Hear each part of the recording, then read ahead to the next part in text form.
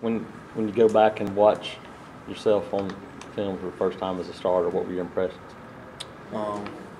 As Coach Ruth said, I was a little bit all over the place, but it wasn't in a bad way. You know, it was really in a good way. You know, what he meant was I was running to the ball.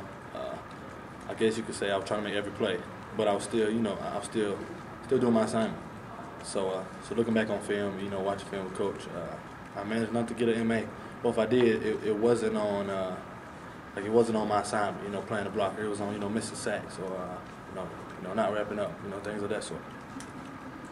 Now that you've had a few more days, do you feel like, because you said on Saturday that it was practice that really gave you the confidence? Do you feel even more confident now? Oh yes. As soon as that first play is over, confidence level, you kind of get that feel for it now. Okay, I know what this guy's gonna do. Just off one play, some of the reads that go on that that from just watching film alone just can't give you. Like I said, that excellent week of practice, and just like today, you just gotta keep working hard. Just chopping wood, and I think if you become too confident or or a little bit over anxious, that can hurt you. That's what being humble comes in. So as Coach said, it's just one start. I don't want this to be my peak. I don't want it to be my end. So definitely just gonna continue to work hard. What do you learn from playing probably as many snaps as you had all year? I mean, when you go through that process for the first time, what do you come out of it learning? I learned a lot about Ole Miss's offensive line. I learned a lot about Ole Miss's playbook. But one thing I learned is how to get the call, and really be consistent.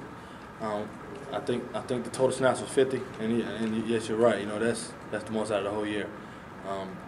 One thing I learned, being more specific, is I learned the Ole Miss's offensive line, strategy, some of their tips and their pointers, some of the calls. That's stuff you don't get from getting 8 snaps here, maybe 4 snaps this series and coming out. That's stuff you don't get when you're rolling in. So I think it helps. It helps to stay consistent. It helps to keep going. One thing I had to learn how to do is keep fighting on the long drives. Sometimes teams are going to no huddle, and I'm not going to be able to be sub, and teammates are not going to be able to be sub. So you got to buckle down. Was it frustrating earlier in the year when you were getting 4 snaps or 8 snaps? Or? I wouldn't say frustrated because I knew I wasn't there on my part, honestly. And I'm not going to say I'm there now. There's some things happen, with Ken's injury, and somebody had to step up. And whether that person was going to be me or not, I was going to be ready. I didn't want the coaches to have any doubt, and I put no doubt in myself.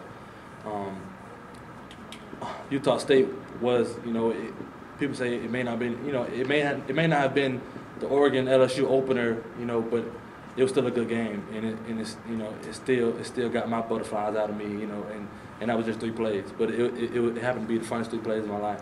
Mm-hmm. But to truly say, I don't think I felt down about it.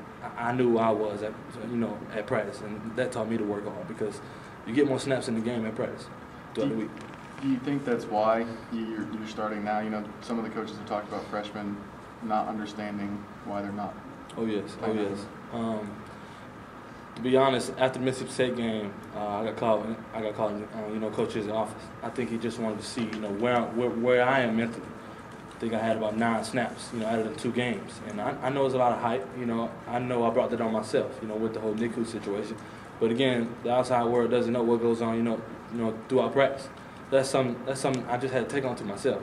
That's one chip that I had to get off my shoulder. Fall camp, with my injury, I had to battle back, and just truly listen to my leaders, follow their tips, listen to my coaches. Your next game is against Isaiah. Oh yeah. How do you feel? I feel good. I'm really amped up, but I'm not a guy who's just talk about it too much. I've been hitting Isaiah every spring, except 2. But I kind of know some of his talents. I know some of his traits. I'm sure that'll help. I'm sure I'm going to tell my guys. I'm going to tell Coach Ruth what I think gets at Isaiah because me personally, I know best. You can't call Coach McGee and ask him because he coached both of us. But I'm definitely not worried. But I definitely feel good. I feel real good about playing against him. Are you going to talk to him coming up in the next week, and are you just going to My brother taught me, no matter who it is, you don't talk to the person until after the game is. Just throughout the game, no matter what it is, even if it was my brother I was playing against, you don't talk to him until after the game. That way, if y'all get at it, it ain't no hard feelings, because y'all ain't talking. If he comes up to me trying to shake my hand, I don't say nothing, he should know right now I'm serious. Have coaches kind of given you any indication of what their plans are with you and Ken moving forward? Like, is this your spot now, or what's the kind of indication? Like I said, the main thing was just him getting injured.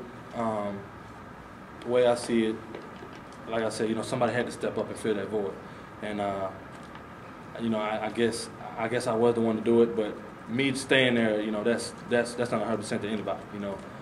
We knew from day one, we start off 14 guys, we were going to have to do defense by committee, and I think now we're down to 9, and that's one of the toughest places to play is on the O-line and D-line, and for a freshman, it definitely wasn't easy. Once I finally knew, I think that Thursday night, I really had to take it to my head. I think I called Ken, talked to Ken all night, just constantly getting tips, getting pointers.